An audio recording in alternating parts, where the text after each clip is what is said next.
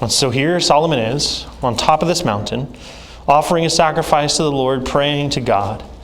And that night, God comes to him in a vision and he says this. He tells Solomon this: ask what I shall give you. That's a pretty big statement. Ask what I shall give you. I mean, what an incredible statement. I mean, he could have said anything. And here's the God of the universe, one who made everything from nothing and owns the cattle on 1,000 hills. He's the one who has it all and could give him anything. And he says, ask.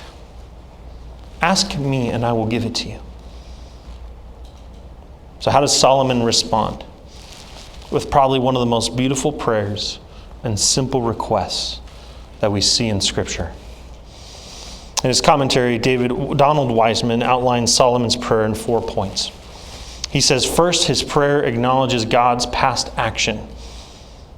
Verse 6, Solomon says, you have shown great and steadfast love to your servant David, my father, because he walked before you in faithfulness, in righteousness, and in upright of heart toward you. The second thing Solomon does is he asks for the continuance of God's favor.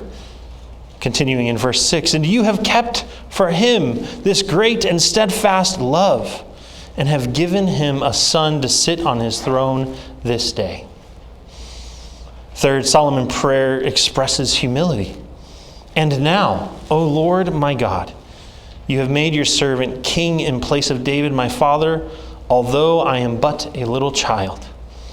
I do not know how to go out or to come in. And then finally, it asks for the ability to carry out his duties. Verse 9, give your servant therefore an understanding mind to govern your people, that I may discern between good and evil, for who is able to govern this your great people? Solomon's prayer and his response to God, the thing he asks God for, is an understanding mind.